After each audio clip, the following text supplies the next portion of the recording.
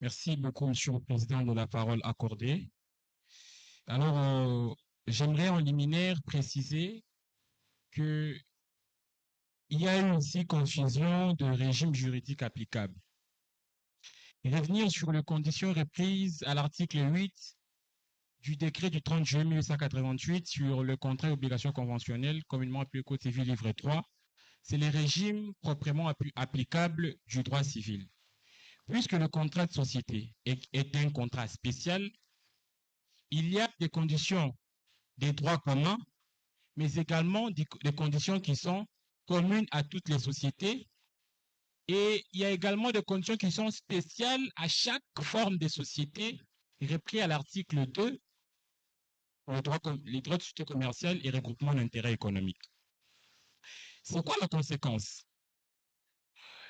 Vous comprendrez avec moi que dans les régimes applicables pour les sociétés à responsabilité limitée, l'on est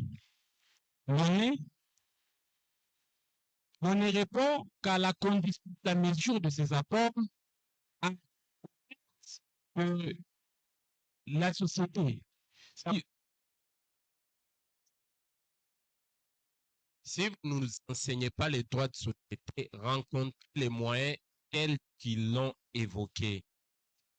Alors, puisque peut être associé dans une SRL et non commerçant, ce qui fait que même un mineur sous mécanisme de représentation peut être associé dans une SRL, mais ne répondra qu'à la mesure de ses apports. Là, c'est les substituts des droits de société, comprendra qu'il pourra. Et donc, la question de la capacité n'a pas raison d'être citée, citer le Code civil, pendant qu'il y a un régime spécial qui organise la capacité, n'a plus raison d'être cité avant. Et donc, la représentation, sous le mécanisme de la représentation, les contrats avaient été bien formés. Mais également, ils ont demandé la nullité du contrat de société.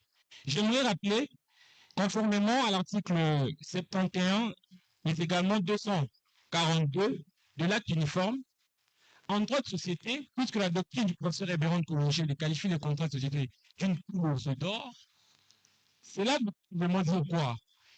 Annule pas un contrat de société comme l'on annulerait autre contrat de droit commun. Ce qu'il faudrait dire que priorité ou préconise l'action clarité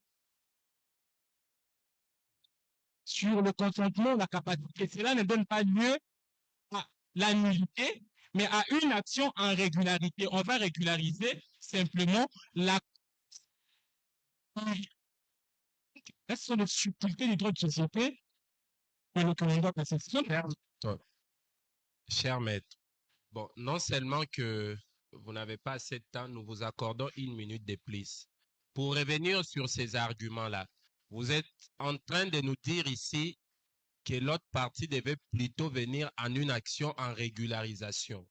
Et l'on sait tous que devant un cas pratique pareil, l'action en régularisation voudra à ce que l'on puisse dégager cet associé de la société.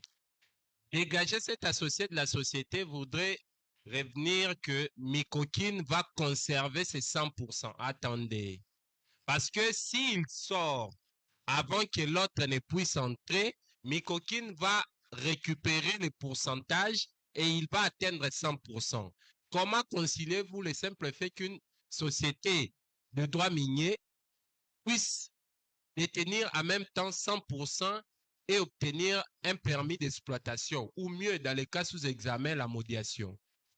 Monsieur le Président, ici, la cause de la nullité est déjà éteinte, puisque dans les mineurs est déjà. Ce qui fait que. Non, maître, vous allez dans autre chose. Les causes de la nullité ici ne relèvent pas des questions liées à la capacité.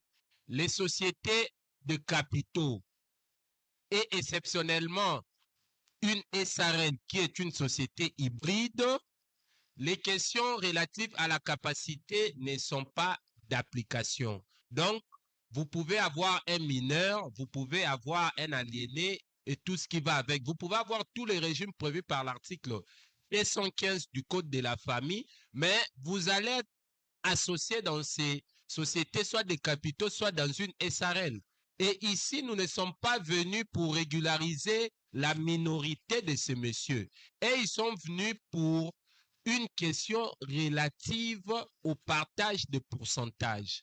Il devait y avoir 10%, vous leur donnez 1%, ils viennent contester pour qu'on annule cette escroquerie, point barre. Racontez ces moyens. Voilà, là, on en arrivait, on enchaînait parce que le raisonnement en droit, il faut d'abord poser les jalons avant de déduire